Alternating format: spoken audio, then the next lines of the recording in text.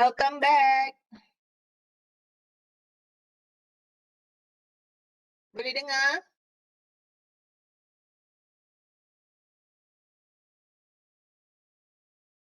Okay. Boleh Kak Nabila. Ya Dr. Nabila, boleh. Siapa yang nak ambil kopi, ambillah kopi dulu kot. Dah petang-petang ni.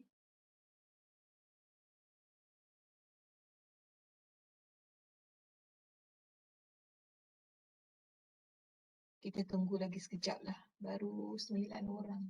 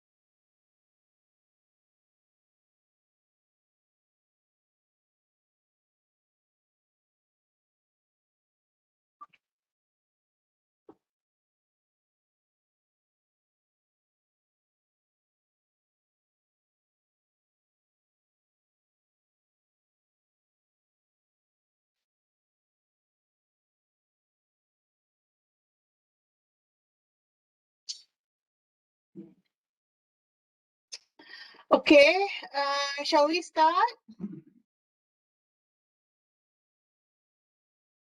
Yeah, sure. Okay, bismillah. Alright, welcome back people. Basically, similar to this morning, now we have 5 other topics that we will be looking into. Beginning with Kebolehpasaran dan Keusahawanan. And then there is the aspect of digitalization dan pekerjaan masa hadapan. And then next will be Isu Sosial, is that what I have? And Kesihatan Seksual dan Reproduktif serta STEM. Yeah. So let's start with the first one, which is Kebolehpasaran dan Keusahawanan. Let's see. I have Ellie, I have highlighted in yellow the support. The reason being the last thing that Prof. Halima highlighted just now is the importance of social support, and probably while we are discussing this later, as we discuss, we need to consider. Sorry. We need to consider the various social support lah, and who to support when we come up with the action plan. So let's start with this first one, Kebolehpasaran dan Keusahawanan. What are your take when it comes to the status of Kebolehpasaran dan Keusahawanan when it comes to women? Current state. Tadi macam tak berapa nak nampak ataupun banyak yang ditekankan. We talked about access. I think Prof. Dr. Halima talked about accessibility dalam teknologi, how many percent. Tapi dari segi kebolehpasaran, apa yang kita boleh, apa yang kita nampak ya dalam keadaan sekarang dari aspek keusahawanan dan keusahawanan? Anyone? Dr. Nabila, saya fikir in term of kebolehpasaran dan keusahawanan graduan kita masih ada isu. Dia bergantung kepada enrolment pelajar kepada program akademik di universiti. Jadi certain program akademik tu dia punya GE tu masih rendah lah. Dia bergantung kepada program akademik tu sendiri.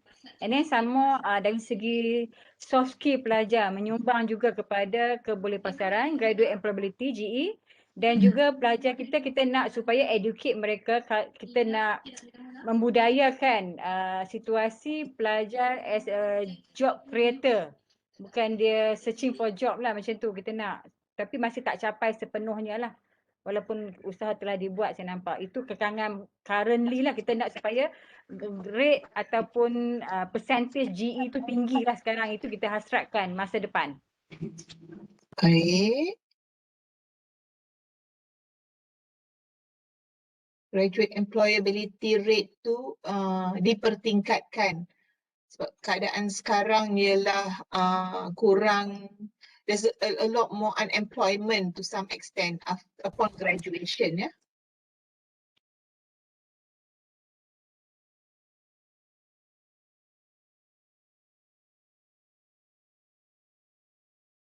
Apakah antara isu yang dikenal pasti yang menyumbang kepada keadaan ini? Tadi Dr. Raimi ada mention program yang diambil oleh pelajar, betul? Betul?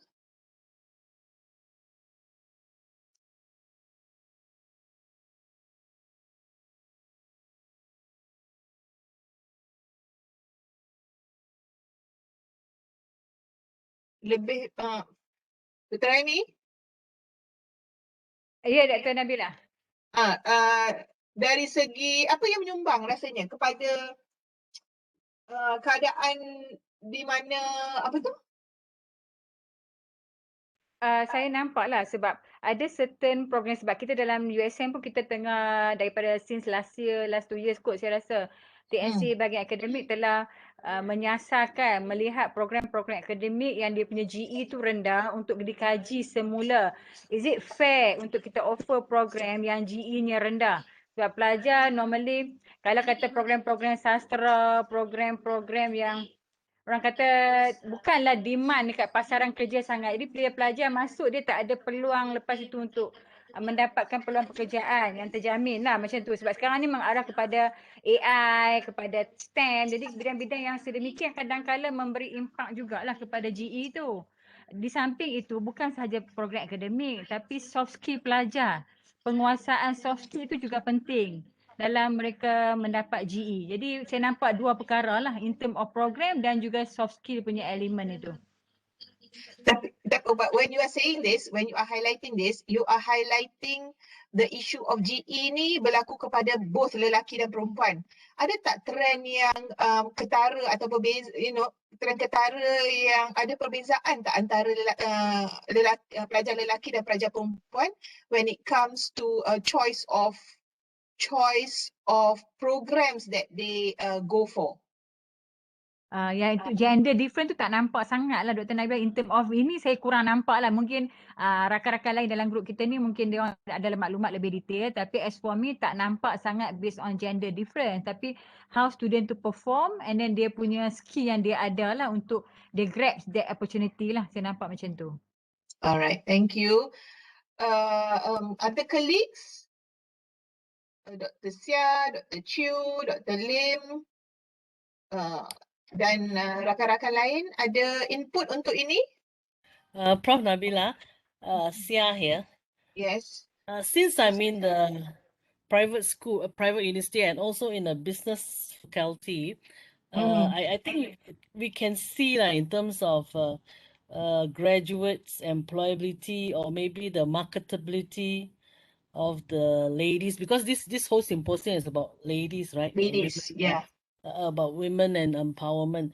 I think we understand, like I say, maybe like just now the previous session talking about the staff, I mean students taking STEM, the possibility of them getting the jobs that are much more in demand is higher.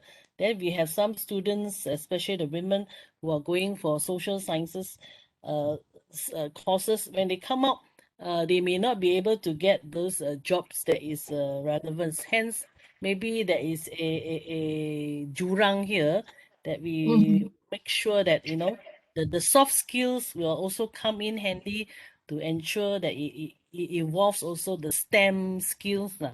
So at least they can still the marketability and of course we want them also to have able to create job. Maybe they're going to be entrepreneur, or maybe they're going to be doing their own business in SME, SMI, using getting on board of the digitization. So that will also help in this Kebolehpasaran and Keusahawanan on the context of the women due to the courses that they take.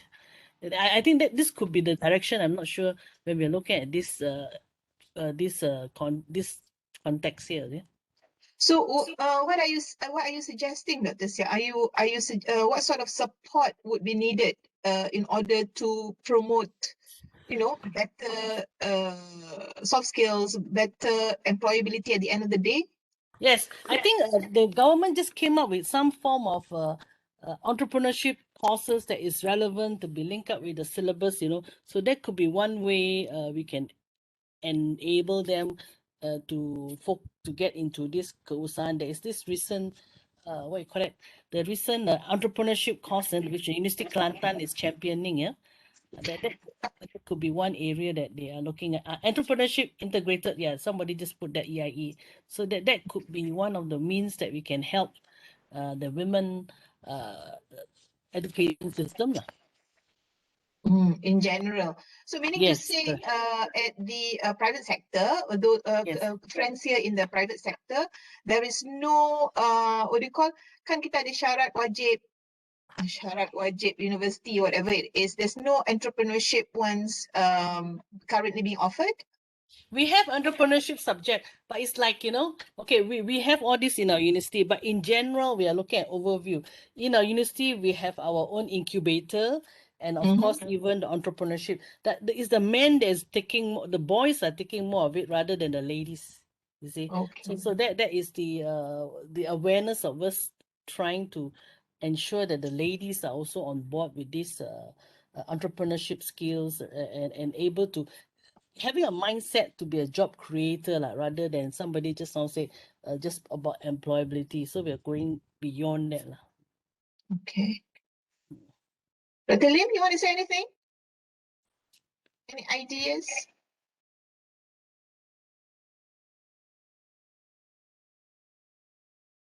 Are you talking? Because if you're talking, it's mute.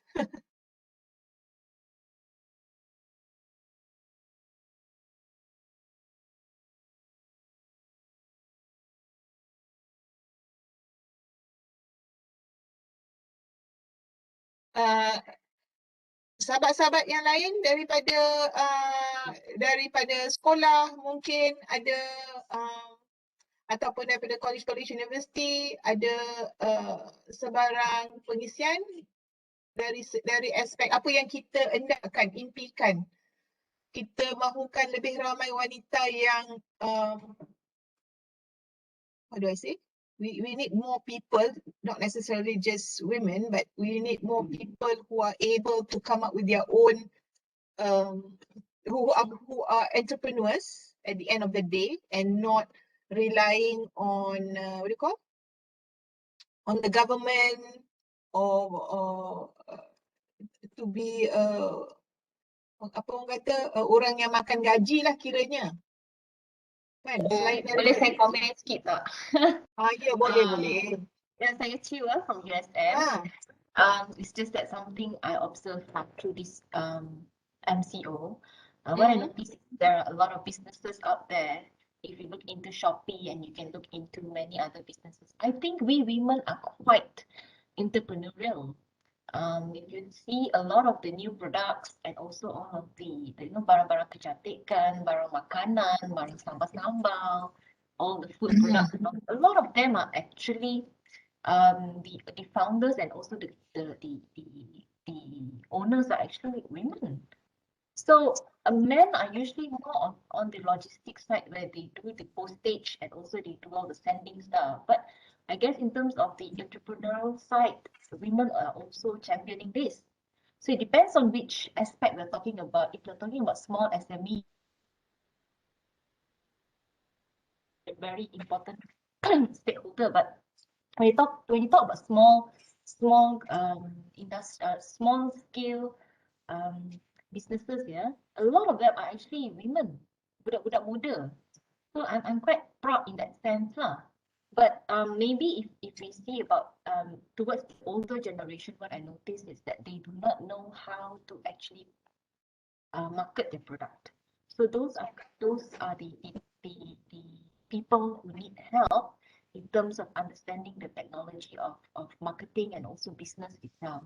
So if let's say there are any other bantuan like to educate these people on just how to use very simple basic apps on the phone, on how to use like for instance Shopee or Lazada or maybe any other small apps that allow them to sell their products, then that would be really great. Sebab bagi saya yang muda-muda tu dia orang tahu buat. But for the older generation, they may not know lah. So these are all things that we could be able to suggest. Okay, thank you, Dr. Chu. Ada Nabila and Mari. yes, Marni. All right. So, I have a suggestion. Okay. When we talk about entrepreneurship, I think we can also propose invention program. I mean, Reka Cipta program, so that student will culture, right? Reka Cipta something, right? You're referring to what level ni, ya? University level, or college level, or school level, or we go both? University level. Yeah, suppose in university level kita ada macam ITech kan, but then those program is more to lecturer yang participate, right? So now we create a program which student will be the participation. Can I comment in terms of is it Marni who spoke just now? May I know who's the one speaking a while ago? Marni. No, Noraini, is it? Okay. Marni, okay, yes, Marni. When it comes to these kind of competitions, it depends, okay? Kalau let's say if you are competing in the university level using your supervisor's ideas, then yes, this kind of ideas will be competed, will enter the competition based on the supervisor or the lecturer's idea. Okay, but let's say if you want to come up with your own ideas for this kind of competitions, there are competitions available in most universities. For all I know, USM has innovation competitions for students as well. So not too sure where you're from, but and I think KPT also has this kind of competitions to compete with all of these entrepreneurial kind of based kind of competitions. Prof Nabila. Yes, Dr. Lim. Okay, I ada satu cadangan lah ya, sebab I tengok entrepreneurship memang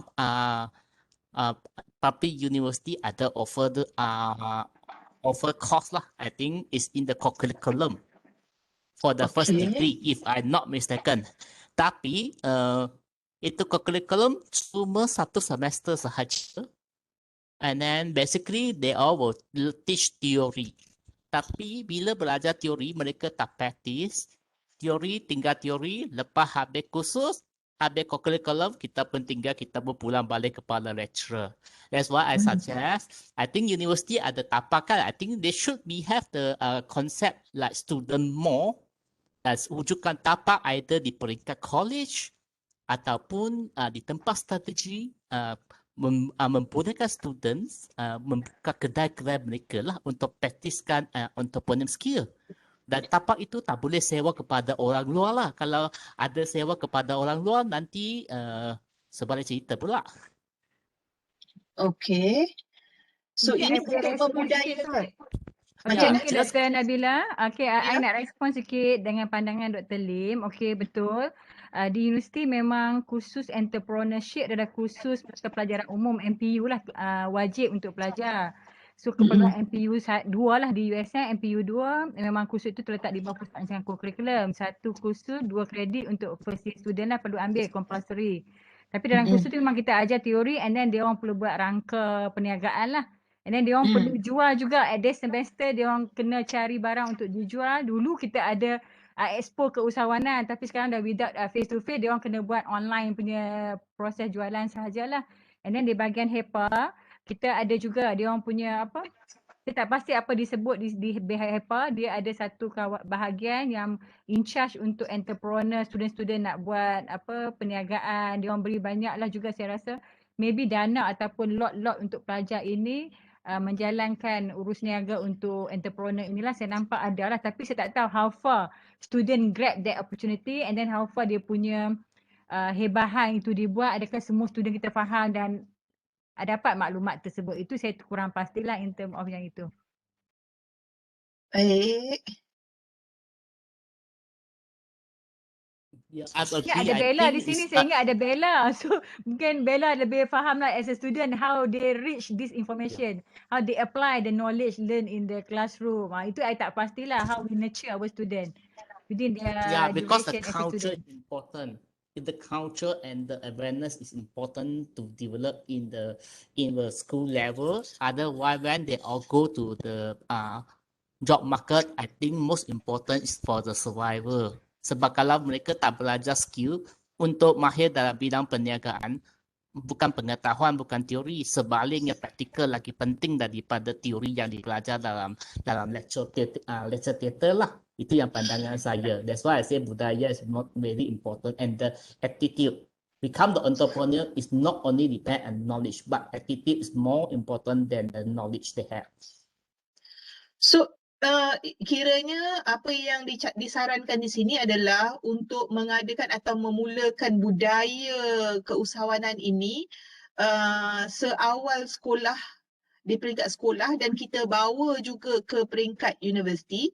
Mungkin di sekolah itu lebih kepada I remember during my time there was like during my kids times also there is this hari kantin dan sebagainya kan, yang mana pelajar pun terlibat dalam aktiviti yang berkaitan dengan jual beli dan sebagainya. Dan di universiti itulah seperti yang dinyatakan tadi, kita boleh mengguna pakai atau memantapkan lagi mungkin kurikulum MPU tu on entrepreneurship tu, dan memastikan ada ruang dan peluang bukan setakat belajar teori tetapi untuk mempraktikkan melalui availability of opportunities. Yeah. Agree to. But it's not for the 1 day or 2 day lah, sebab yang MPU punya kalau tak silap hari usahawan just not more than 1 week. If I'm not mistaken. There may be different layers. I mean for the basically for exposure purposes maybe yang ada aktiviti menjurus kepada assessment tu boleh juga macam buat jualan sebagainya tadi, ataupun teach them how to create platform teaching I don't know, dropship Shopee platform if they are really into it, maybe have some kind of database, because I am talking on my side at UiTM because we have MASMET. We have MASMET. Yeah, we have MASMET. We have one PTJ on its own looking into student and staff entrepreneurship. Actually, we train staff. MASMET is also responsible for trainings of staff, because in order to have this mindset of entrepreneurship, we also need lecturers with the same kind of mindset, because there are always room to expose students, nak kaitkan dengan apa bidang dia, dengan bagaimana dia boleh menjual idea, because entrepreneurship is not just about selling, isn't it? I mean, it's about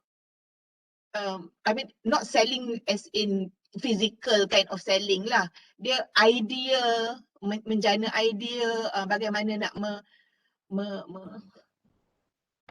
macam mana nak manage the business lah kot. Sebab Dr. Nabila, what I noticed is that a lot of students, bila dia orang buat business, they all are not well trained, or they do not know how to manage finances as well. Yes. When it comes to how much money should they keep in terms of using it as a modal or the turnover, and then how to earn the money and all. Because we don't want people to come out that do businesses and then they untung and then they just use up the money and then there's no money to sustain.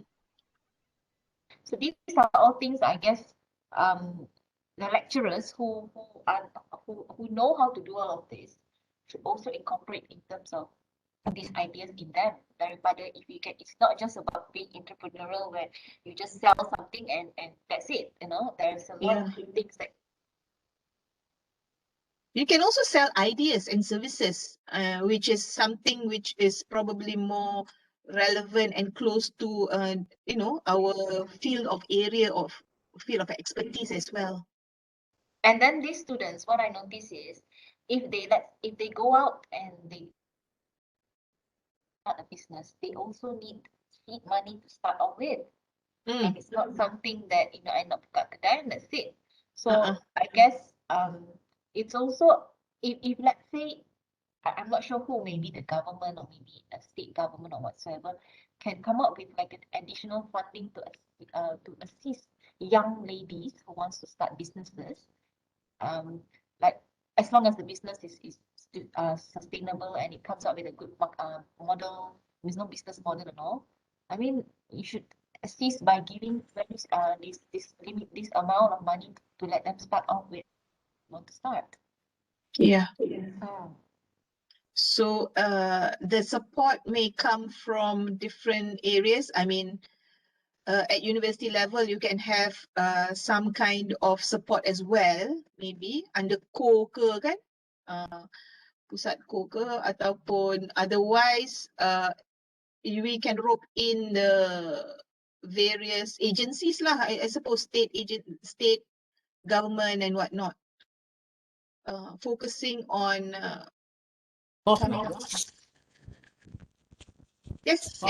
Okay. I got one. I'm not sure whether this is relevant or not. Why not kita structurekan kursus?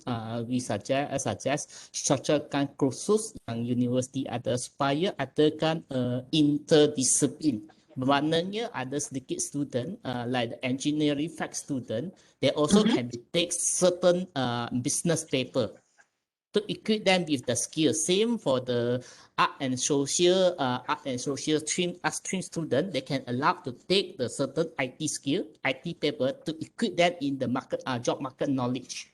Tapi ini bukan dah ada ke? Kalau dari segi program kita ada elektif. Kalau ikut program standard masing-masing. Memang ada, tapi elektif itu mereka dibebaskan untuk memilih sebab ada kadang-kadang student mereka nak pilih pun kuota untuk elektif dia terhad. Bukan semua jika dia mau dia dapat merebut, terutamanya saya tak tahu zaman sekarang macam mana. Zaman saya dahulu kita terpaksa rebut certain paper. Kena tengok siapa dapat sebab kuota untuk certain paper ada dah terhad. Kalau untuk elektif lah. Okay. Then maybe to suggest universities to have more electives related to entrepreneurship lah and digital whatever economy. I agree. Yeah. Prof. Nabila. Hello. Yeah, Yes, I am Leong. Yes. I would like to have a suggestion on how actually we can enrich the entrepreneurship for the student as well as for the general public. As we know now, for the because of the COVID, online learning actually become a trend, and the government actually now promoting the online open platform MOOC, is it? MOOC. Yeah. So because I noticed that quite a lot of universities actually have their own MOOC platform, and this is free. So perhaps we can actually use this platform to promote the program that are related to entrepreneurship or anything related to the business management.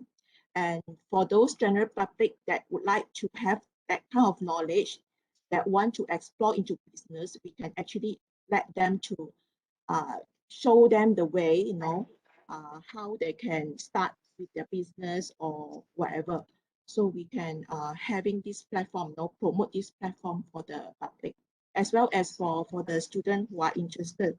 Because I understand what Dr. Lim mentioned just now. We actually try to make it compulsory for the entrepreneurship course or financial course. But sometimes, according to program structure, we have limited rooms to play around. Okay, yeah. So if we actually compulsory wajib kan certain course, then we may actually put less emphasis on certain core subject. So if you make the structure very, very packed, which is not good for student learning as well. Yeah, that's my suggestion. Thank you. All right, thank you, Ryong. Okay, anything else to highlight here? So just now we have there are two elements here, right? The first was actually Kebolehpasaran. So ideally we wanted more women to be employed. That's one. And for that, existing is probably in terms of employment, women fell below the male, despite female or women, there are more women in IPTs. Yeah. So for this, this probably has to do with soft skills. And I think Dr. Rahimi earlier highlighted there is probably a need to also tap or look into how we train the students when and I think Dr. Ihsan clearly mentioned critical, what was it? Critical thinking, I think.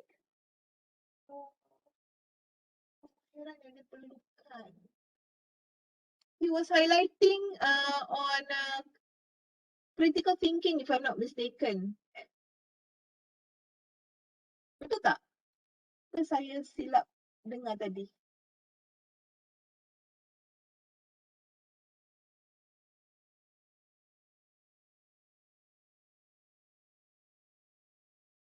It's more on the critical thinking, problem solving, being analytical, those kind of things. Probably there is a need to also revisit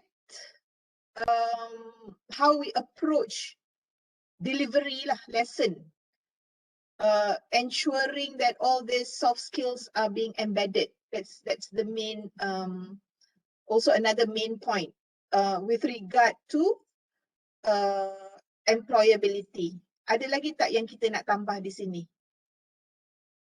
Yang itu employability. Earlier we highlighted entrepreneurship and we deliberated quite detailed when it comes to entrepreneurship. So rasanya macam dah cukup yang itu. Okay, kalau ada nanti boleh diutarakan lagi. We go to the next point, which is digitalisation. Oh my God, digitalization. So futuristic careers.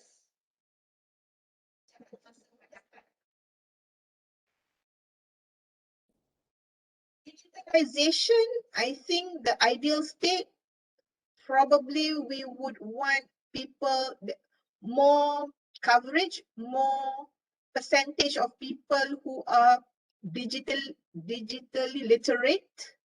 Ya, betul tak?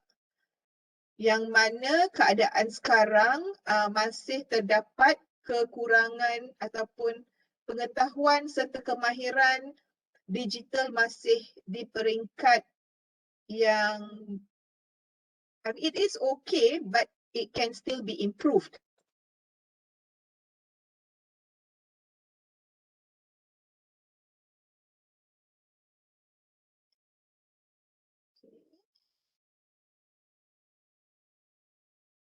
And I think earlier it was, I can't remember who mentioned, I think it was Dr. Chu, highlighting that this deep, and also Dr. Lim, highlighting that digitalization, it's more of an age thing, age group thing. So when it comes to women, I mean, you may correct me if I'm wrong. When it comes to women, the older group requires a different kind of approach if you were to get them skilled, whereas the younger ones, they are more digitally savvy. But I think to a lot of extent, they may, we may want to expose them to how to leverage further for their career, like in other words. Can any other input, please? I think this is more on not only for women, it's also applied to men. It's more like a generation issue rather than a gender issue. I agree. Yeah, what I noticed is that most men, because some the friends, for example, take me for example, most of my men friends, they are more tech savvy because they play a lot of computer games when they were younger. They know how to deal with the computer more, and therefore they are more adaptive towards the new technologies that are available. So people like me, generally, we just whatever it solves our issue, we just handle it. We just learn whatever that helps us to do it, but we don't do the extra mile to actually learn more. Until when we have this COVID issue, everybody needs to learn the digitalization technologies, all these kind of new things that like online teaching and then online shopping and things like that. And that is where you see a lot of people coming to learn and also wanting to know more about it. So I think this is a very good era and a very good time that, if you want to inculcate the idea of using technology or IT in your business, this is the right time. So I guess if there are any other, if there are free programs by the government, the technology, Kementerian Technology, I'm not sure, is it Komunikasi and Technology? If they can have free programs for the people to teach them on how to use all of these various, just simple apps, for example, like how to promote your product in Carousel or Shopee or Lazada. Yeah. Prof Nabila. Yes. Okay, I think if sampai ke peringkat digitalisasi, kita satu masalah yang penting kita perlu selesai adalah coverage internet, liputan internet dan kos internet yang kita hadapi. Di negara ASEAN, kos internet Malaysia, saya rasa antara yang paling mahal, kualiti yang paling teruk lah, agak teruk sikit lah, agak ke belakang sedikit berbanding dengan negara lain sebab kita memang tak nafikan dekat bandar tak ada masalah. Ada juga. Bila balik ke kampung, I think saya memang hadapi masalah untuk akses internet. So I think kita perlu tumpu di sini adalah polisi liputan internet, kadar liputan internet, dan kita kena pastikan dia berkualiti lah kalau kita nak pergi ke peringkat commercialize and working.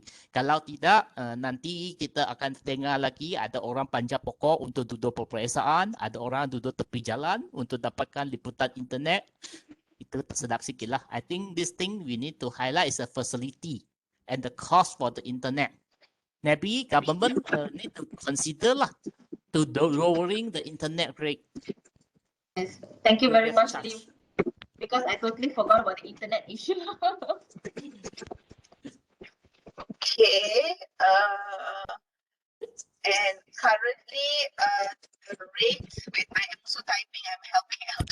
The rate and also the coverage, coverage of internet is actually it's relatively poor.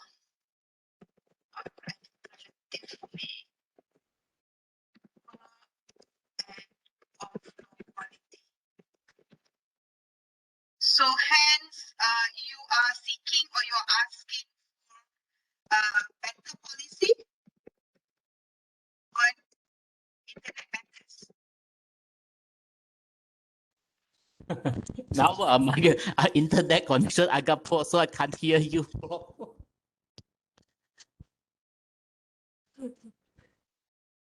Better policy, right? Better policy on internet related factors lah, in other words. Okay. That's what you are highlighting, right? Access, that is access to internet. Anything else? What about gadgets? I think there's a lot of help given, but I'm not quite sure whether, I mean, it's mostly for students, isn't it?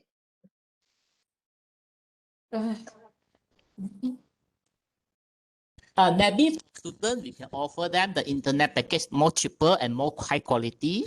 And while for the cannot be also, otherwise people will angry.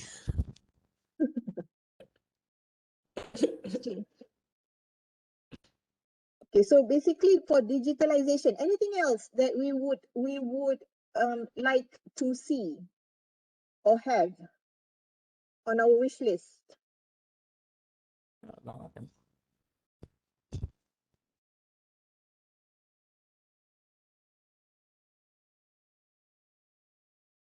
Kalau tak ada, kita cuba pergi ke pekerjaan masa hadapan. Pekerjaan masa hadapan sedia ada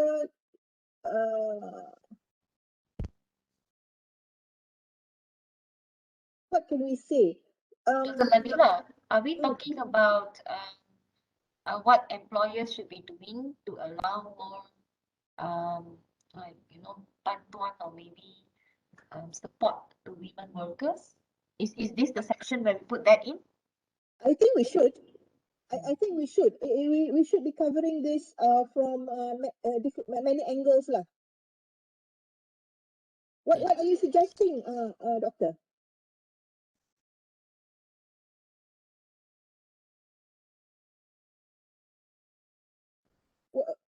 What are you suggesting when it comes to pekerjaan masa hadapan? When it comes to you know, how other people or other stakeholders can come in?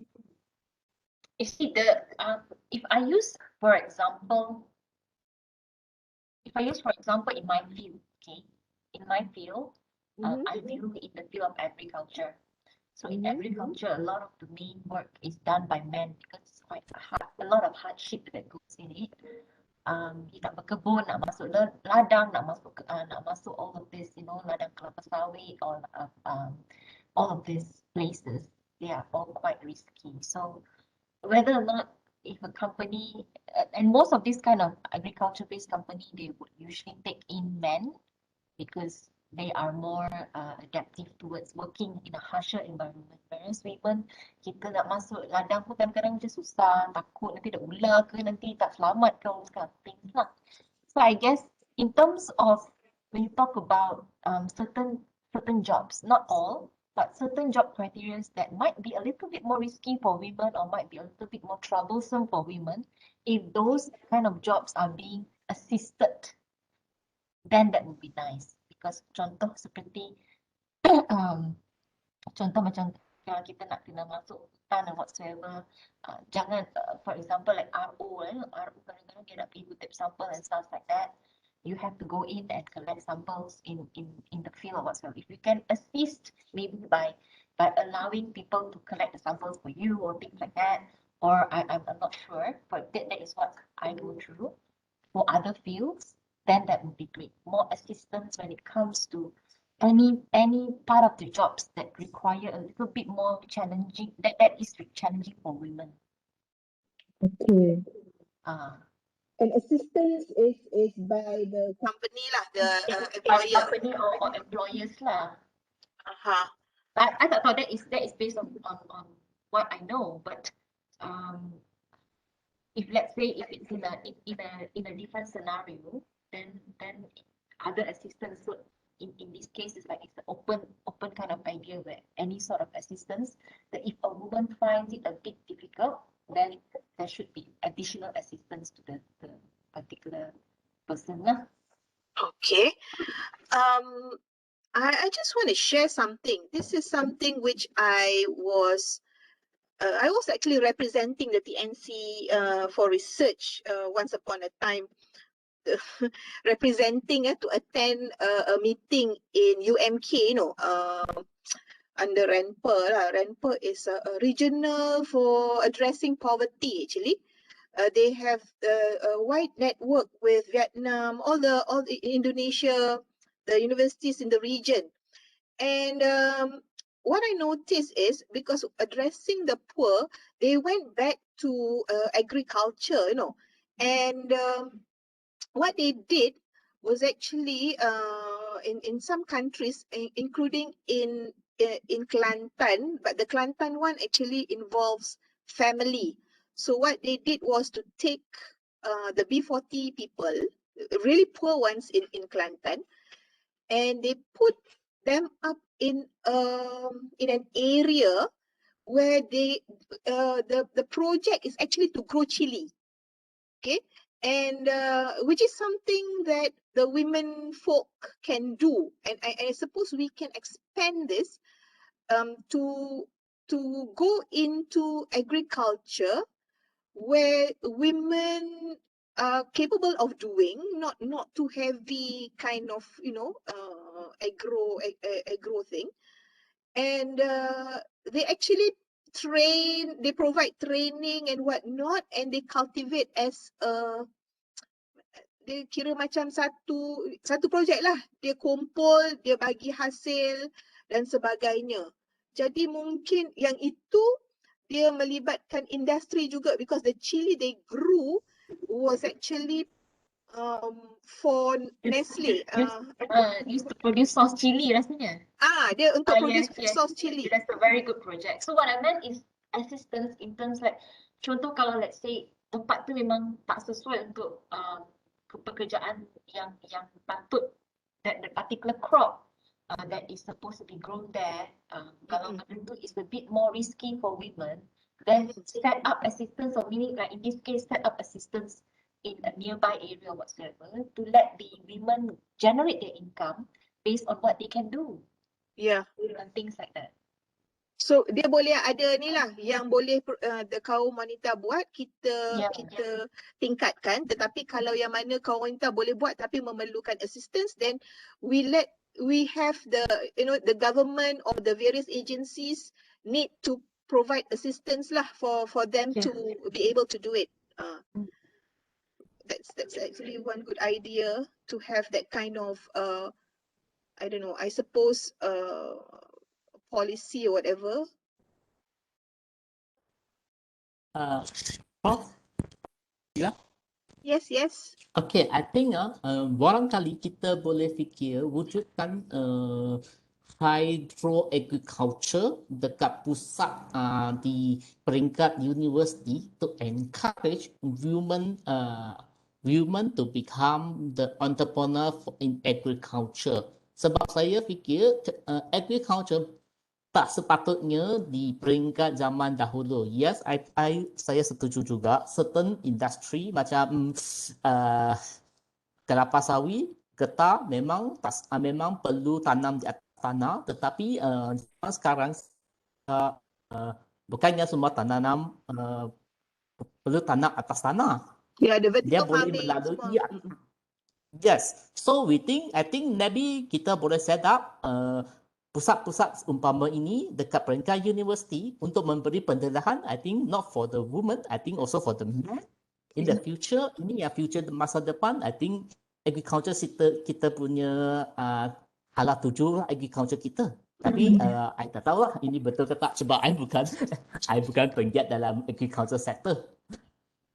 But it's a good idea. We can propose this to different organizations, whoever want to pick it up. Then we can have specific, whether it's extracurricular or it's co-curriculum, I don't know, or it is just embedded in something. Let's say the entrepreneurship program just now. It could be something which they can do, isn't it? I mean, I don't know how long hydroponic takes, but if we can have it, and at the end of one 12 semester, tell me can we sell, right? Sudah boleh jual. Exactly. Actually, hydroponics and all, they are all quite efficient. It's just that the cost is very high. If you ask me, if let's say kalau kita nak just do a project that menjana, the sunlight itself and the normal cultivation method itself is good enough.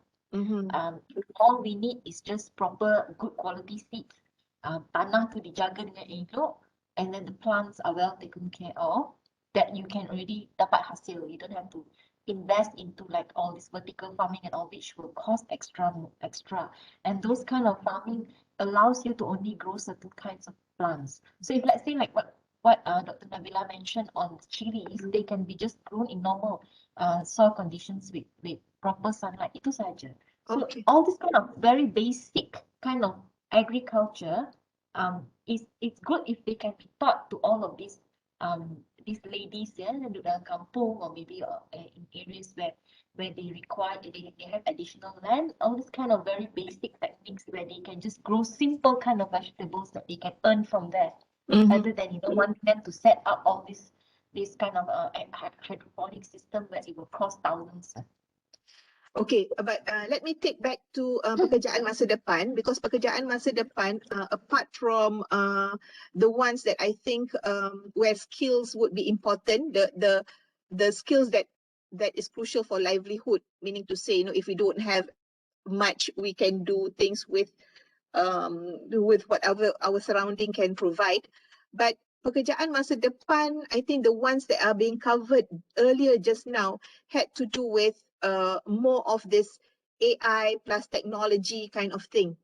So what is the status for that one, yeah? Are we saying that our people or our women are not ready for pekerjaan masa hadapan? And if so, why?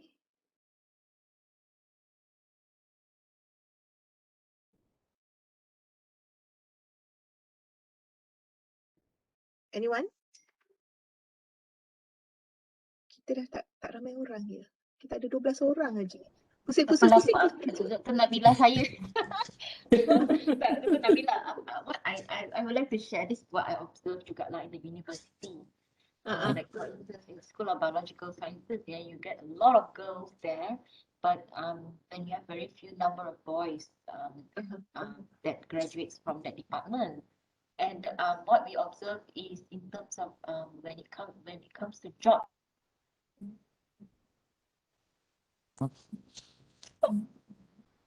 Dr. Chiu, I can't hear you. Okay ke? Dia macam hilang. Okay ke sekarang? Boleh. Okay. So what we observe is that in the future. Lost. Lost again. Lost again. Where are you? Are you on campus? Start. Wait, let me. Inilah Dr. Lim. Bukannya luar bandar sahaja ya. Bandar bersama. Ini di tengah bandar. Okay, is this boleh dengar? Boleh. Okay. So what we observe is that a lot of the students, when they graduate in the field of agriculture, we notice they employ more of men as RO in Mardi and also in Risda and all these kind of places. So women, banyak yang saya perasan, once they graduate, ramai yang dah kahwin, dah ada anak, the companies, like some companies, especially private companies, when they focus a lot on productivity, they don't go for women because women selalu ambil cuti untuk anak, cuti untuk salin and all these kind of things. So if let's say if companies or maybe majikan can actually make a difference, to support people who have children, who have families, and to allow better working environment for them, then that would be great. But what I observed in Australia, their mothers, if they have schools, they have children that goes to school, as science lah, they work in science and also like in my case, agriculture science, they come to work the same time as their children goes to school. Yeah. So right. Meaning that the children go to school at 7, they go to work at 7:30, and then they finish work at 2:30. So meaning that they only get tea breaks. But lunch After that, they go and take lunch with their children after they take their anak lah from school lah. So these are all like flexibility that they provide to researchers, lady researchers there who have families, who have children and so. But this is something that we don't really see in Malaysia. So if let's say some companies allow, I mean, I think maybe some multinational companies do this, but if let's say some companies are able to implement such kind of rules and maybe after 2:30 you work from home, that would be really great. So these are cadangan yang boleh dilakukan lah oleh some companies yang boleh dalam who can adapt this kind of culture. So the cadangan will be for the human resource department to highlight to companies, ya? Okay.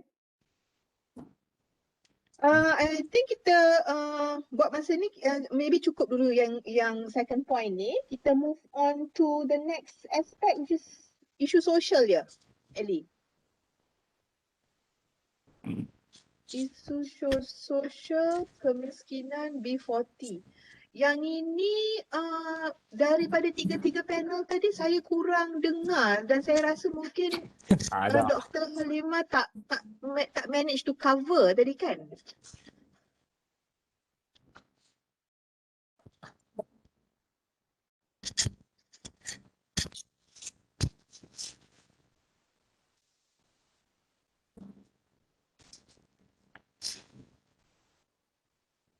What can we highlight here when it comes to ideally socially, I think, okay, this is one point that my mother used to say. Women should be independent regardless of whether they are married or not. Financially, everything. Very true. So I think because a lot of women when it comes to, you know, after having graduated and whatnot, when they don't work, they become very dependent. So we need to probably do something about, I don't know, making certain that they have a mechanism of fending themselves just in case. Betul tak? Dan bagaimana anda buat benda ni ya?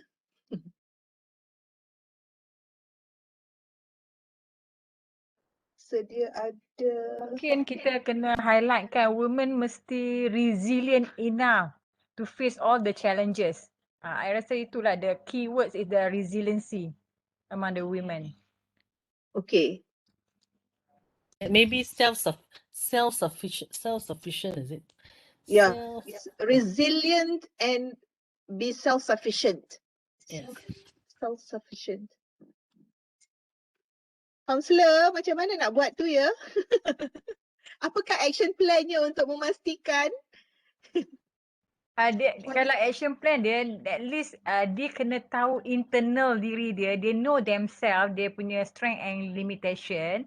So I rasa mesti ada support system yang bagus in all the organisation.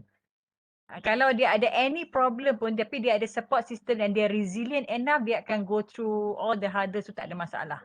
Nampak macam tu. Tapi kalau selagi dia belajar, masa dia belajar, support system, resiliency apa semua ni mungkin tak nampak sangat the building of resiliency tu. Dia resiliency after graduation tu, macam mana kita nak memastikan dia boleh develop benda tu. Takut masa dia belajar tu dia tak, you know. That's why dia masa dia belajar tu kita dah educate dia orang, budaya itu dia orang dah tahu tau. At least dia accept themselves. Bila dia accept themselves, macam mana diri dia itu, and then kita dah tahu masa universiti dia dah didedahkan dengan pelbagai sumber maklumat, department-department dia boleh dapatkan maklumat. Jadi dia equip diri dia sebelum dia keluar. This all type of student yang resilient, dia boleh go through all the challenges masa di universiti dan selepas dia keluar pun dia boleh go through. Dia punya Dr. Rahimi pun dah hilang-hilang. Prof, why not kita run through, tengok apa social problem yang dihadapi oleh wanita, kita baru boleh cadangkan apa strategi plan untuk selesaikan masalah. Otherwise, kita akan tertanya-tanya, what should we do? Okay, brainstorming session. Apakah masalah yang dihadapi oleh wanita, termasuklah mereka di dalam golongan B40? I think they don't, Domestic violence. yeah, they're not able to fend themselves. Itulah isu dia. Can defend themselves, domestic violence. Domestic violence ni, I think an issue yang makin ketara masa COVID kan, Dr. Lim? Kalau tidak, isu lain lebih kepada Single mother also. Single mother also a problem. okay, single mothers.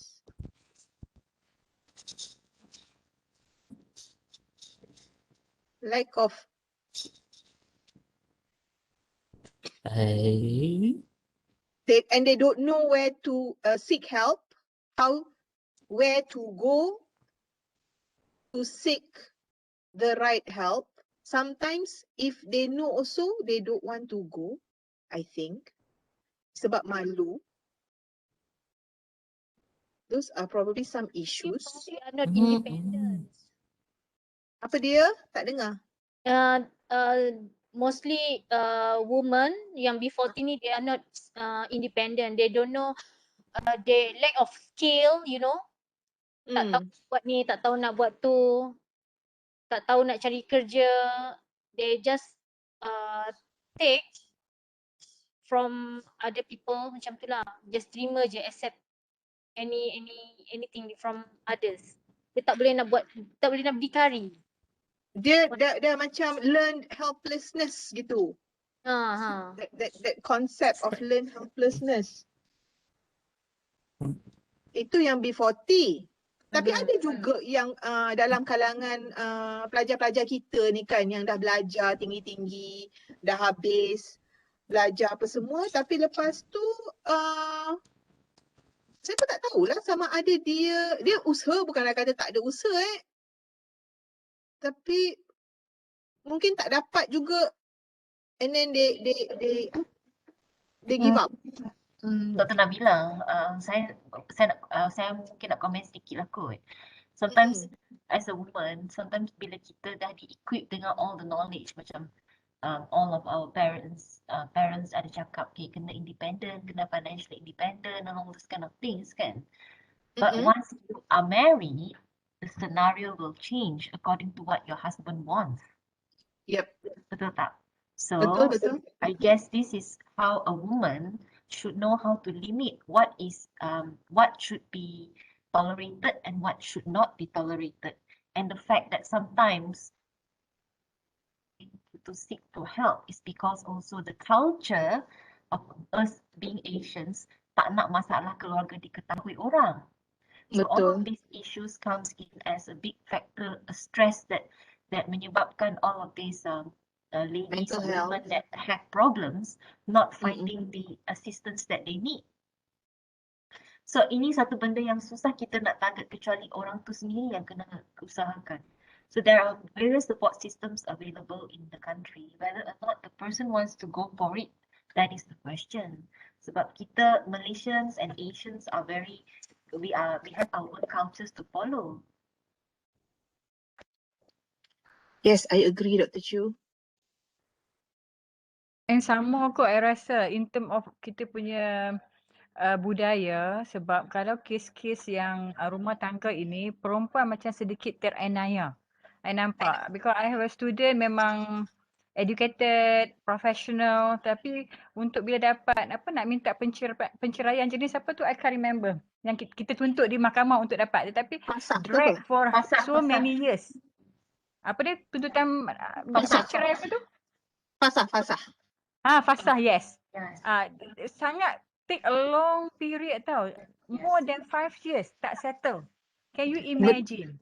Jadi I rasa women ni dia tak dapat support yang bagus lah in term of prosedur mahkamah turun naik. Jadi dia tak dapat satu, orang kata apa, it's not friendly lah. Dia punya cara urusan kes-kes ni dia tak woman friendly. Woman friendly. Because why pendapat saya, why these are actually happening, because I have friends who work at the Sharia court. Apa yang berlaku is that because all of these are very man-centric punya environment, where nanti kalau you minta pasak, the stigma of being labelled as a lady that is divorced, that has issues, and this is also a problem yang menyebabkan ramai orang tak berani nak pohon for that. And tapi saya rasa Dr. Chu of late lah I would say ramai aja yang mungkin they're more open about it, but like Dr. Rahimi highlighted, the process of dia contoh nafkah anak, benda-benda macam tu memang semua bermasalah. Jadi betul lah perlunya ada kena melihat kembali secara bersepadu polisi-polisi yang tidak menguntungkan kaum wanita sebenarnya. Tak kiralah ministry apa pun. Dr. Nabila, I'm not too sure about the normal punya court system, the normal civil court and also the Sharia court. Ada perbezaan ke dari segi dia punya proses kalau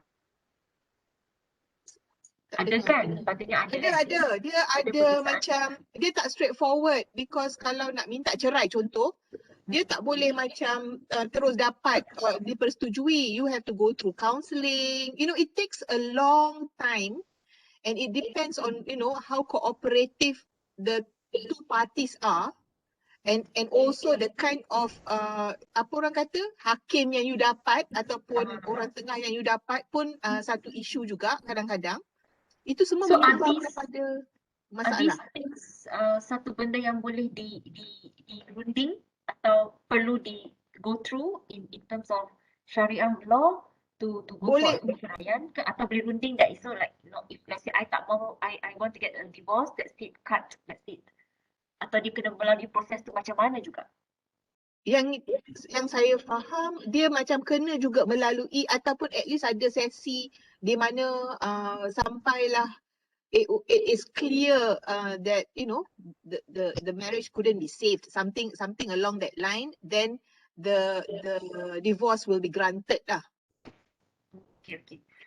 So in this case, memang I totally agree with Yes. Okay. I ada cadangan since I think masalah ini memang kompleks.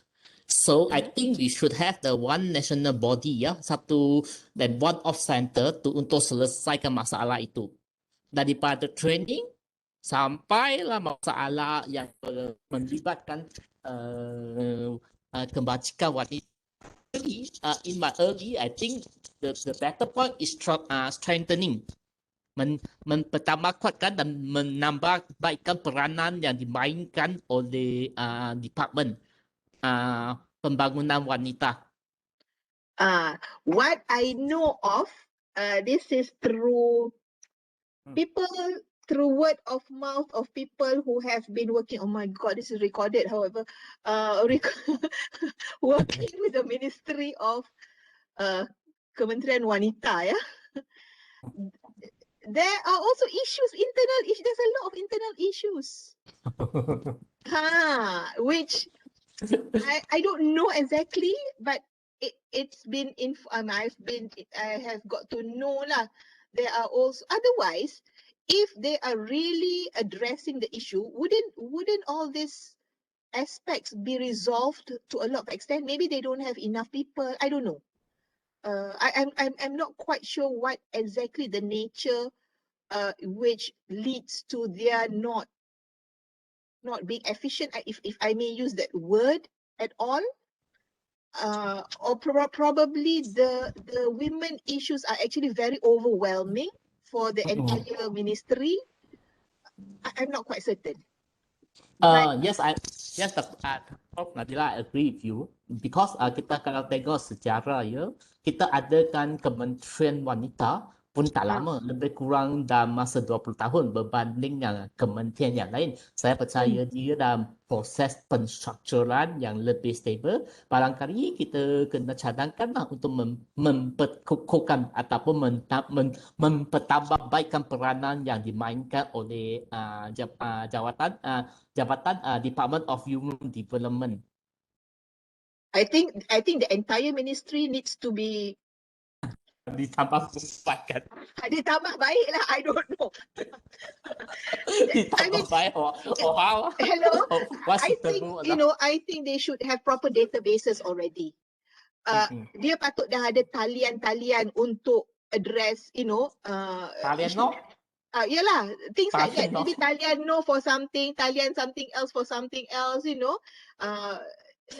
different, and then they should play their role to mediate between this jadi mediator with the legal aspect with the mahkamah syariah ke apa benda, they should be playing their role accordingly lah. I'm not quite sure about what are the issues. Kalau orang Islam memang ada banyak isu di mahkamah syariah dan sebagainya. For other ethnic groups, I'm not quite certain. Ada masalah juga ke? Sama. Bila, I think when it comes to financial stability, last year, I think when the Kementerian actually allow some percentage of the gaji KWSP going into there's a portion where you put for suri rumah, is it Isuri? I think that is a very, very good step for ladies yang tak bekerja, but they are getting at least a small portion from the husband. So if let's say the government or any Kementerians can actually do something like that for other aspects to support women and to help women, especially yang tak ada income, direct income and all, that would be really great. What they did with the Isuri is actually very good. And in fact, dia align juga dengan kalau nak ikut agama Islam kan, nafkah. Dia kira suami kena bagi nafkah dekat isteri. So that Isuri thing is actually very good. Very good. Should increase them to 20%, I think. Yeah, maybe you increase that amount, or maybe if there are other options available in that sounds something like that, like some sort of such initiatives, then that will be good to assist this kind of poorer ladies yang tak ada kerja lah, yang rely solely on their husband's income. Yang bergantung kepada suami. Tapi cuma itulah, nanti suami kata dia punya income pun tak banyak mana. There's always that issue lah, I tell you. Correct. Kalau dia banyak duit macam mana pun, dia kata duit dia tak cukup agaknya. Tak tahulah. Agree. Okay.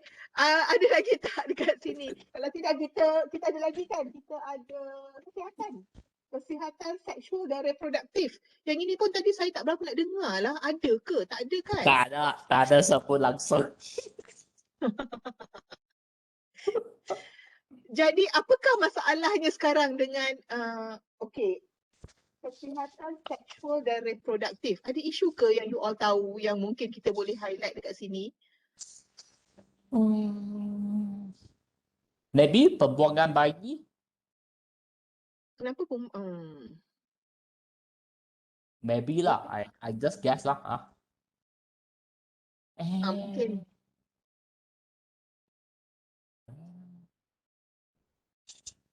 Kalau tak pembuangan bayi pun kes itulah kes yang berkaitan lah.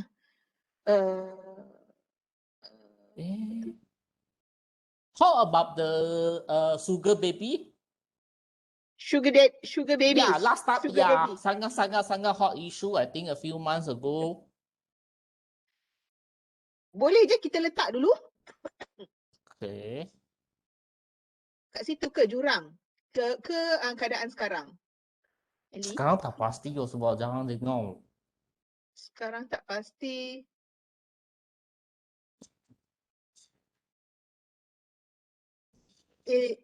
Gejala, how do macam mana kita nak label dia lah? Bukanlah label, tak baiknya label. Rahimi, tolong. Gejala sosial.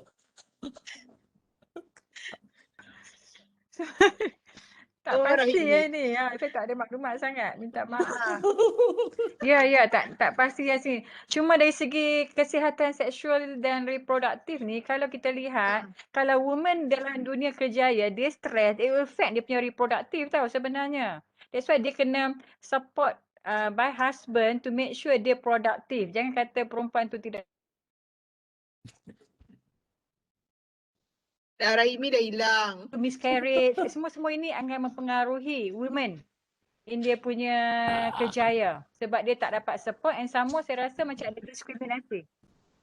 Okey, Ya. jadi kita nak highlight dekat kolom yang kedua tu keadaan sekarang di mana wanita kurang mendapat sokongannya. Sokongan I think yang pemahaman lah. Pemahaman, I think. Pemahaman daripada suami, I think. Do you think more suitable? pemahaman dan what is sokongan? Pemahaman dan sokongan lah daripada suami atau keluarga juga agaknya kan kadang-kadang yang belum Mak bertuah, bapa bertuah. dah kahwin suami okey lain pula. Yang menyumbang kepada bukan gangguan yang mempengaruhi prestasi kerja, something like that. Dan kesuburan lah produktiviti tu. Dia tidak reproduktif sebab dia punya emosi is not stabil, dia effect dia fisiologi badan and then selalu berlaku miscarriage, benda-benda macam ni yang dia perlu support lah saya rasa. To make sure dia punya tadi yang awal tu holistic dia punya development tu kena take care lah as a woman kan. So dia punya ideal state is to have a holistically healthy women workforce. That kind of thing lah. I don't know. So. How about institutional rumah tangga? Maksudnya apa?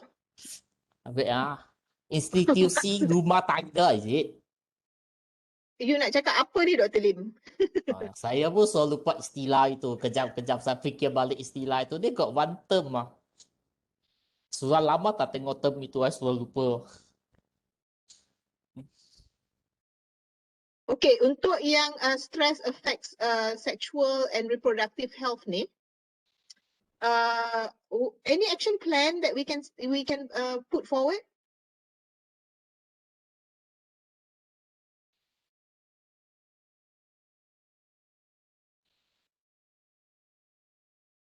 Mazlin, siapa lagi yang highlight?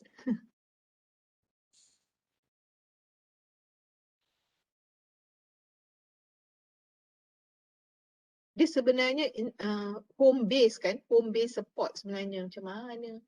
Home base support is out of our control. How do we institusi kekeluargaan? Memantapkan, tapi macam mana nak memantapkan institusi kekeluargaan?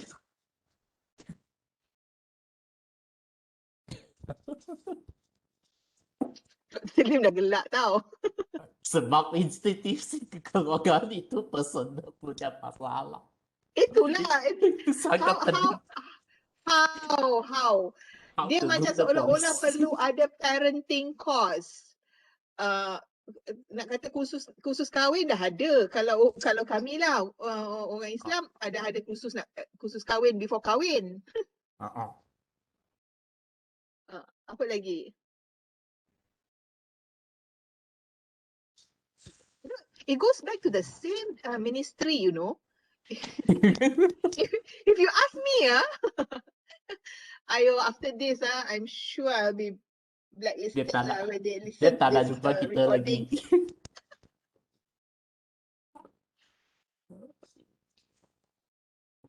Okeylah, kita jangan dua ikut ni apa Dr. Nabila, apa satu lagi kita nak supaya adalah sokongan yang diorang bantu untuk pasangan-pasangan yang tidak mendapat anak ni supaya kos rawatan tu ada subsidi ke. Kesian tau. My friend kalau nak pergi kos-kos rawatan kesuburan ni dia terlalu mahal. And then dia affect the relationship. And then dia will affect the staff punya performance. Benda-benda yang macam ni. And sama kalau Muslim nanti dia akan kahwin lain lah. So dia affect the wife. Macam tu. So all this kena support lah supaya bagi satu environment yang boleh membantu pasangan-pasangan kita. Especially women lah akan terkesan sebenarnya. Yang kawan you ni tak pergi LPPKN Apa dia? yang untuk dapatkan rawatan tadi tu. Tak, sebab kita dalam kelik kan. beratur. Dalam kelik-kelik lecturer pun kita tahu ada yang tak mendapat anak. So bagai-bagai rawatan dibuat and then every rawatan really costly lah to the pasangan. And then kalau you tengok tak ramai yang mampu untuk mendapatkan ini and then dia akan melakukan marriage conflict pula kat situ. And then ada top lagi dari segi the third party, mertua-mertua ni akan jadi benda-benda ni it's not healthy environment untuk women dalam kerjaya. Itu saya nampak. Okay. Hey, come to think of it, that sugar daddy issue, sugar whatever the issue, may be something that needs to be highlighted. Because if people don't have work, then it's probably one of the easiest way out, isn't it? I don't know. Or if people are in need of money. I'm just wondering lah. I'm just talking out loud here, ya. Dr. Nabila, saya tak pasti sama ada kita punya kerajaan ada ke tak satu rule yang kata there is no, tak dibenarkan ada sugar daddy or sugar baby lah. Sesiapa yang membuat urusan sugar daddy baby ni boleh dikenakan disabitkan kesalahan. Sebab if there is no, so people, it is based on rela. I rela, you rela, and that's it, you know. Yeah, consensual.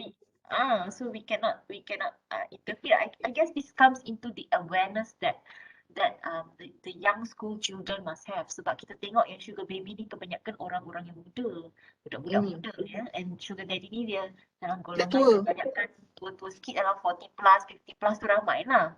Okay. So saya rasa we cannot do anything with the daddies. We can do more on the babies.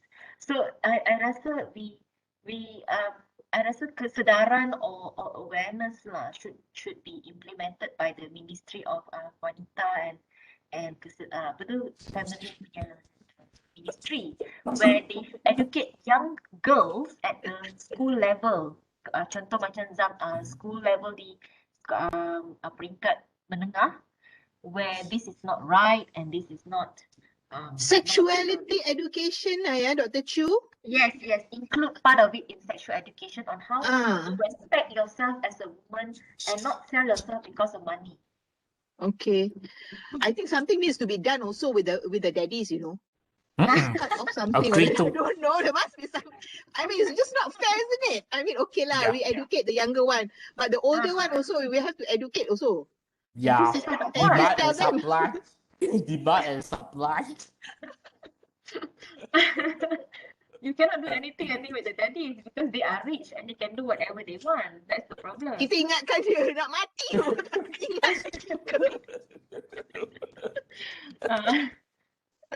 Aduh, geram. Okay, sexuality education tadi dah ya.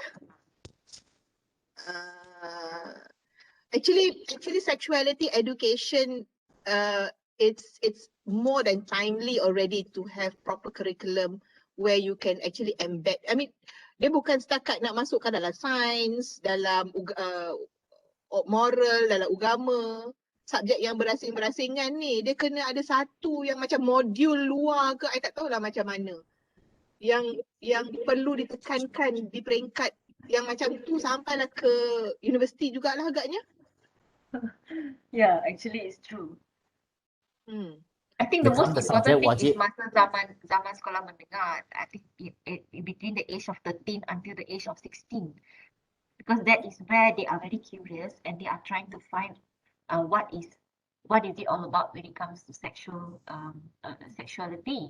So that is where this comes in as an important thing. So kalau let's say this issue of sugar daddy and sugar babies ni, can be implemented inside the curriculum for sexual education in schools, that would be great as well lah.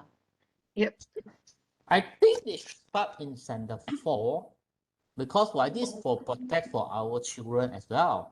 We equip them with the knowledge sebab I tengok ada banyak kes berkenaan dengan sexual harassment kat budak-budak. Actually, all the children pun tak sedar pun. So I think better start from, I think, I tak tahu sekarang sekolah rendah ada kata mata pelajaran pendidikan seksual ke apa-apa yang berkaitan dengan seksual ini, bidang ini. Tak ada. Dia kalau ada pun macam, kalau agama dia akan cakap apa yang halal, apa yang haram, you know, that kind of thing. But it's not targeted properly lah, not targeted properly. I don't think so.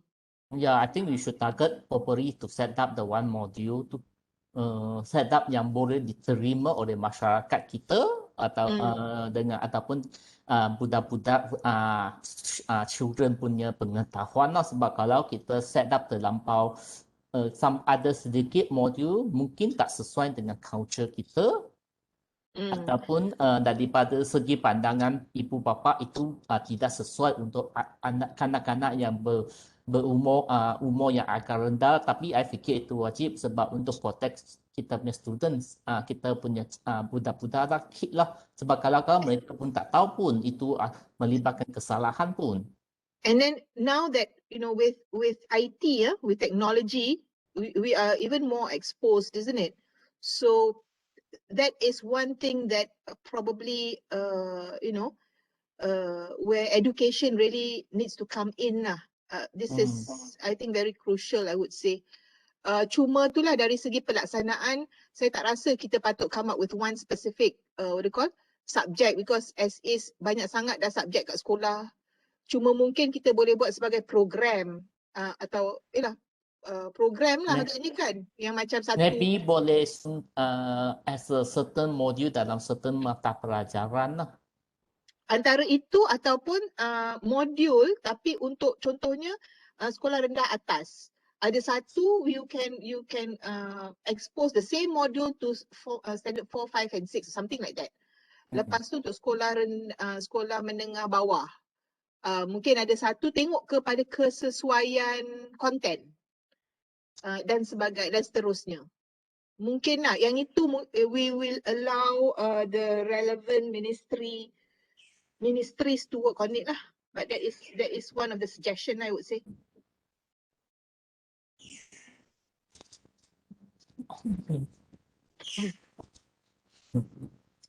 Okay, the last part. Ada lagi tak ni? Tak ada kan? Kita dah 4, pukul berapa ni? 4.30, okay tak apa. We are good with time. Yang apa tu? STEM. I think STEM banyak tadi yang diutarakan oleh Dr. Ihsan. Sebab isunya ialah kurangnya wanita ataupun pelajar perempuan yang mengambil mata pelajaran berkaitan STEM. Sebenarnya STEM, it cuts across. The number of students taking STEM is dwindling. That 60-40 has now become 20-something, 60-40. Yeah, it becomes 20-something, 27 to 27 to 70-something, 77 along that line. Sebab selalu Selangor dia jadi benchmark. Kalau Selangor punya, dalam Selangor State ni, kalau budak dia kurang ambil sains, the assumption is state lain pun sama. That was what I learned from Dr. Ihsan actually. I knew Dr. Ihsan for quite some time already when we work on national STEM whatever association.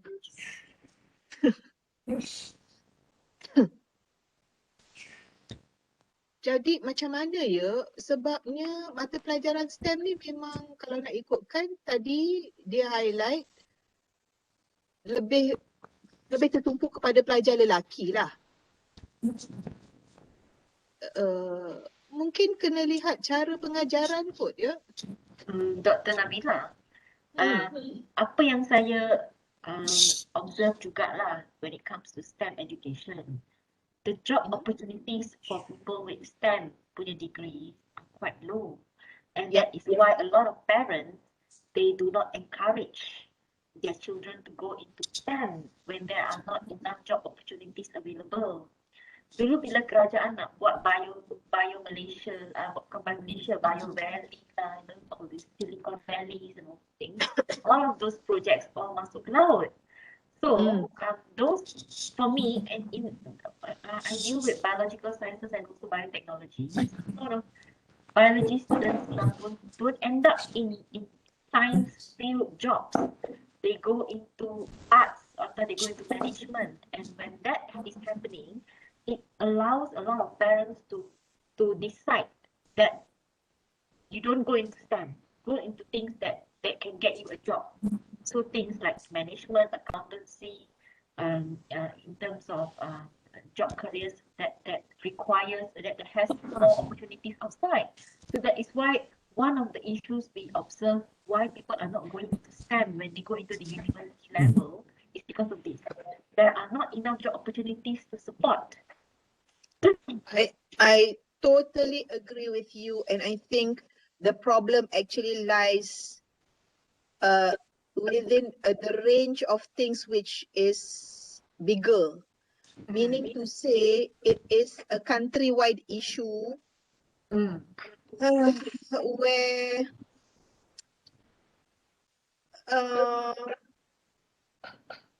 the businesses related to STEM tu memang tak nampak sebenarnya. Yes.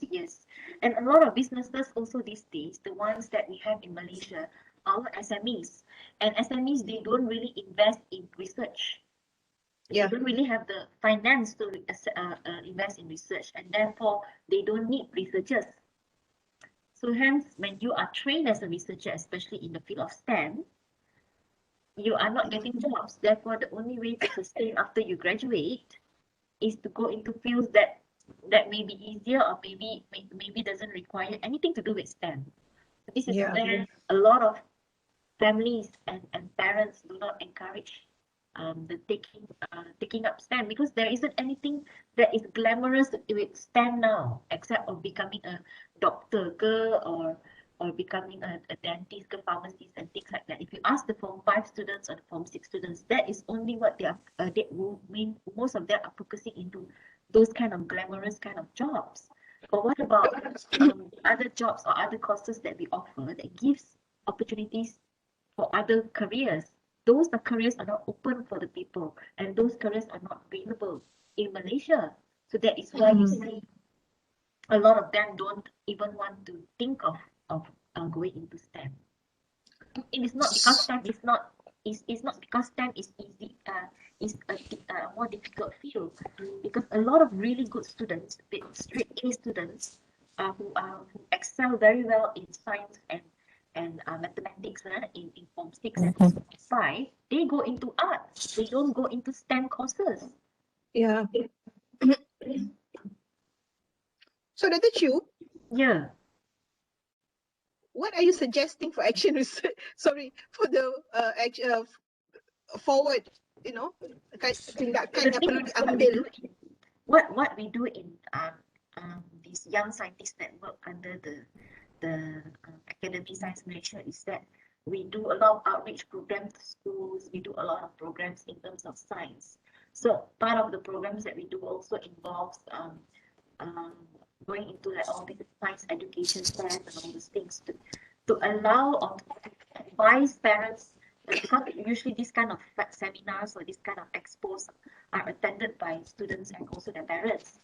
So in this kind of platforms, we tend to go and exhibit our research work, and also exhibit what are the interesting things that comes with STEM. And those are the efforts that we do in this Academy Science Malaysia. But I'm not sure whether how good is that or how effective is that in terms of increasing the number of these students going into STEM. And it is a big problem not only in Malaysia, and also in a few countries as well. So Yeah.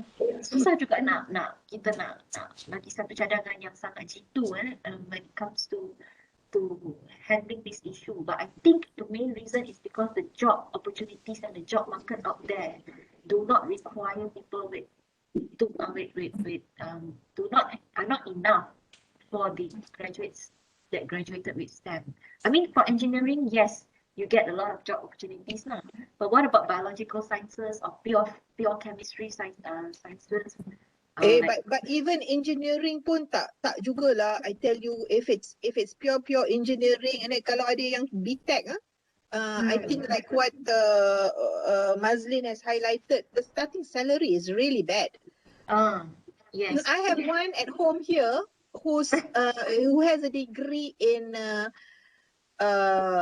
QC, QA and welding, but the company outside only offers him 1,008 starting. Ayo, my God, so low. So, you know, and the kind of work that he has to do, in fact, the company that takes him pays the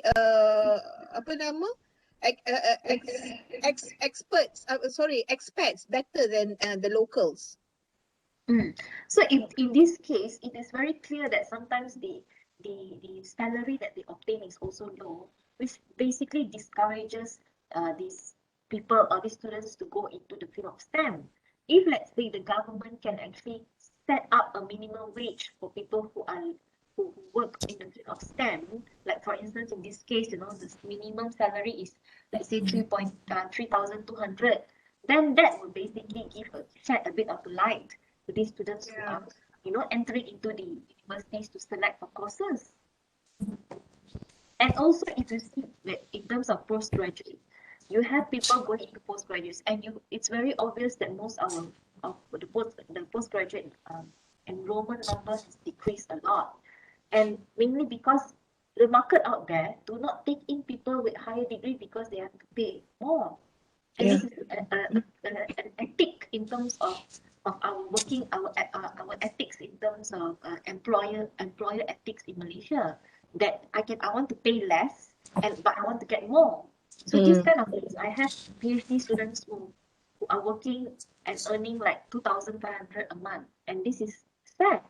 So if let's say the government can basically do something and at least set a stage for minimum wage for people with certain kinds of degree or certain kinds of profession, then that would be nice. That would be at least, you know, allow people to want to do in this field.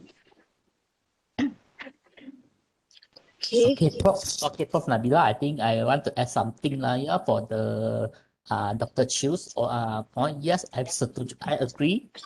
Government can set the minimum wage, but before they set the minimum wage, I think they should have the one policy limit the number for the foreign worker, especially for the high skilled worker, foreign worker in the particular company. Otherwise, nanti high skill punya kerja semua foreign worker yang buat nanti. Because now the world become global. Semua foreign worker boleh masuk dan boleh keluar. And this is become the global trend. If kita setkan minimum wage untuk domestic punya worker, nanti pendek cakap, kita tak ada kerja buat, foreigner yang dapat kerja. Sebab kita punya labor market masih berorientasikan cheap labor lah, pendek cakap lah. Kita memang orientasikan labor dan bukan capital. So majikan akan mencari di mana pekerja yang boleh mendapat income yang paling minimum, manakala beri benefit is maximum untuk company. So I think untuk minimum wage, I think should couple with foreign barren to the foreign worker to work. Otherwise, minimum wage, I rasa bukan tolong, mungkin satu kerugian untuk local people. To add to that, because this is what I observe from countries like Singapore. What they do is they utamakan orang Singapura dulu untuk mendapat kerja for certain professions daripada orang daripada luar. And sadly to say, in some professions, they pay more for Singaporeans than to the foreign workers.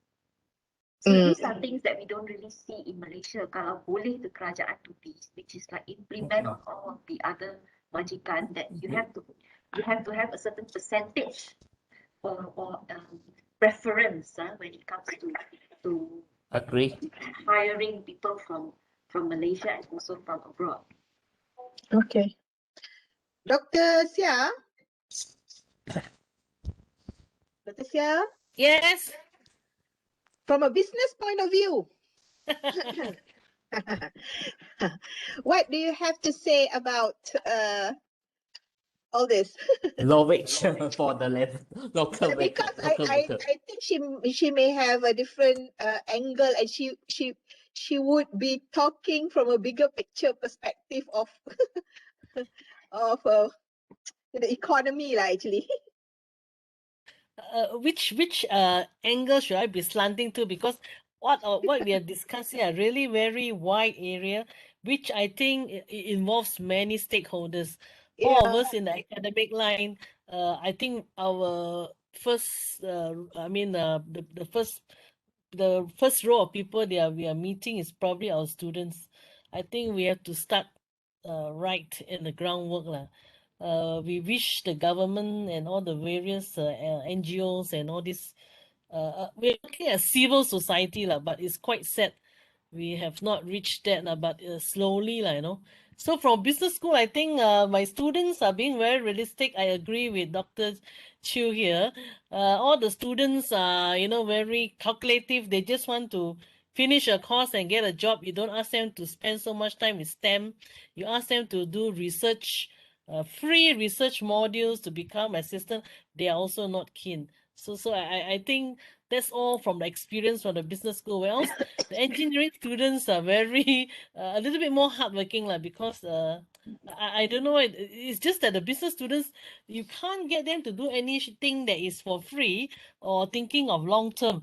They just want to take it at present and now. That's all. But what we are discussing today is very very good in the sense that we wish we can do better. I think if the various policy and all the various support given by the ministry and the agency, it will be good. We can start somewhere lah.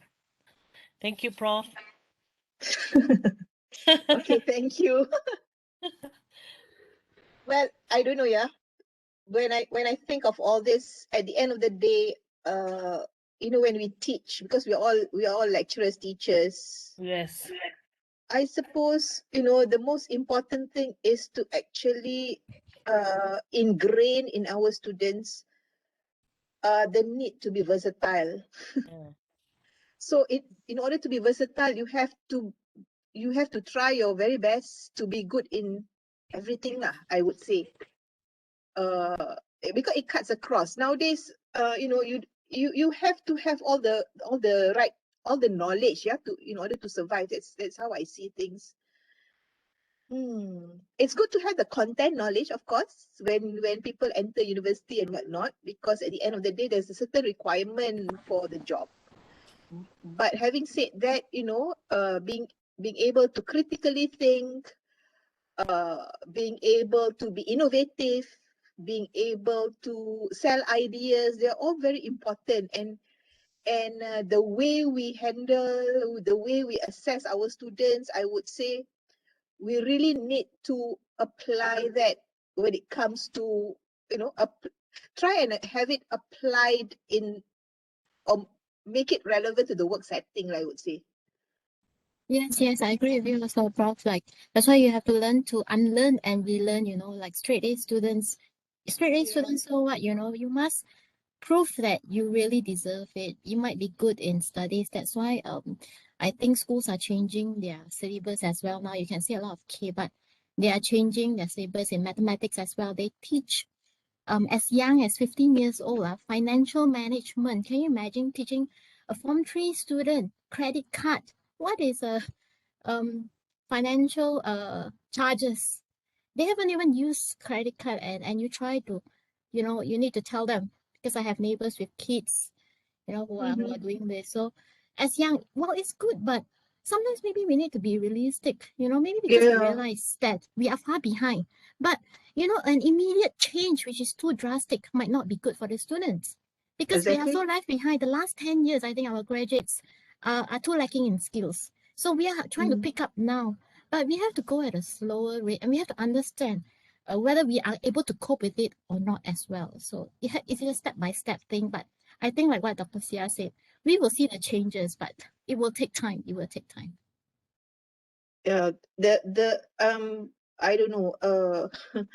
Sometimes I think there is also a need to relook also at the school syllabus, because sometimes the people who prepare the school syllabus are people at the university who are very much detached with what is happening and the ability of the students and whatnot. So there's actually a lot of things that we Malaysians have to do lah. In other words, in order to improve. I'm actually very down looking at today's statistics, okay? It's 11,000. And Selangor is 5,000 something. With this COVID thing, I'm like, oh my God. I'm too distracted already. EMCO continue. As time for EMCO like that. Actually, I haven't even gotten my jab yet. Mine is on Thursday. And IDCC is now better not go closed. out, Prof. You better don't leave the house, Prof. You I better have don't leave not- the house. I have not gone anywhere. You ask my kids. I don't go out. I have been at home for 2 weeks. Make sure nobody visit you. Make sure nobody visit you. But the kids went out. The kids are the one, okay, because they got their jabs already. They had their vaccination. So I don't go out. I'll just say, oh, you buy this, you buy this.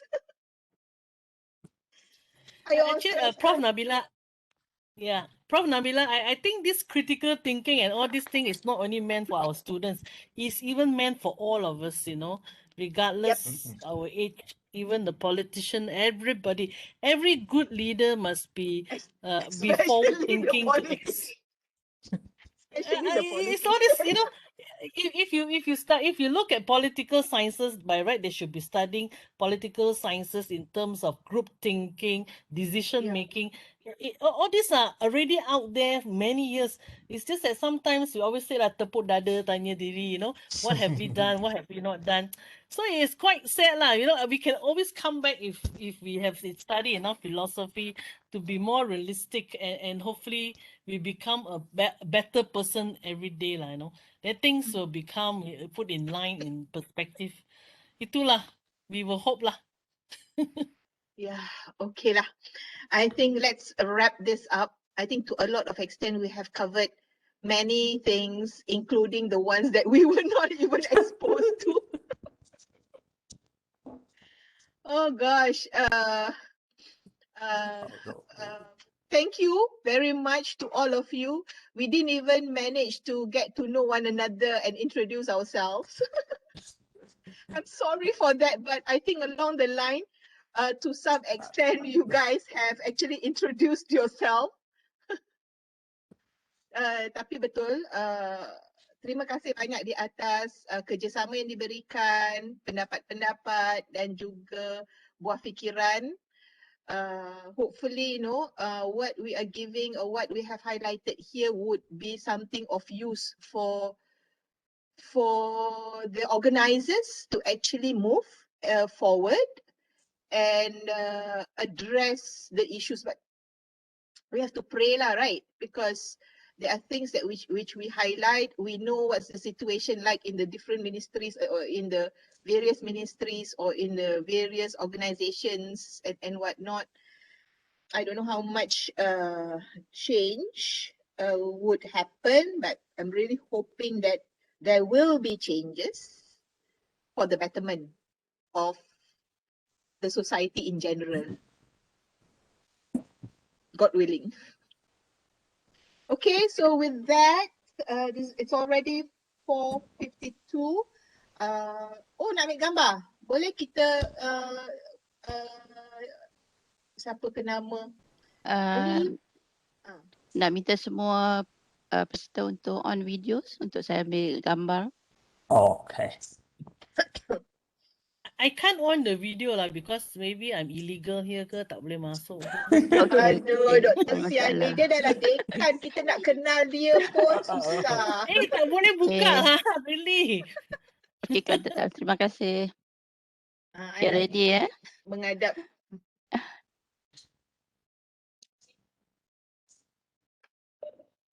Dah ready ya semua? Kejap. Can see your face already. Oh, shit. Okay, ready ya? Okay, 1, 2. Okay, snap. Oh, ini muka ini. Sekali. Allah, kenapa sekali lagi? Tunggu sekejap ya.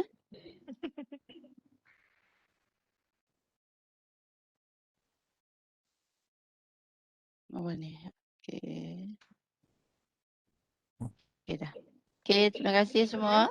Okay, terima kasih. Thank you. Thank you all. Assalamualaikum. Very much, yeah. Selamat petang. Thank you very much, Lima. Looks like you summarized a lot of our rantings and our comments. Come up with good ideas also. Come up with good ideas to summarize tau. We give him all the ideas saja, tapi dia summarize semua bagi elok-elok lah. Thank you very much, Salim. Dr. Chu dah lama ke dekat tu? Kat mana? She left already ah? Tak, saya ada. Ada. Dah lama ke dekat biological sciences? Tahun ni masuk tahun ke-8. Oh, barulah juga. Kita dengan Dr. Azizah ah? Wan Azizah ke? Bukan Wan Azizah. Bukan Wan Azizah, Wan Azizah tu adalah bini. Yang husband dia dekat building. Okay, saya tahu. Prof Azizah, husband dia adalah Prof Azizah. Prof Malik. Prof Malik. Yes. Dia dah besar dah. Itulah tahu. Sempat ke tak sempat? Sempat kejap. Okay. Saya alumni USM juga sebenarnya. Daripada school? PPIP? PPIP. Oh. Way back in 2002 until 2006. Ramai kawan-kawan dah pension dah. Yelah. But thank you very much. I really enjoyed today's session. Very interactive. Okay. Yeah. Thank you to you too. All right. Let's move to the main platform. Okay. Okay. Bye. Bye.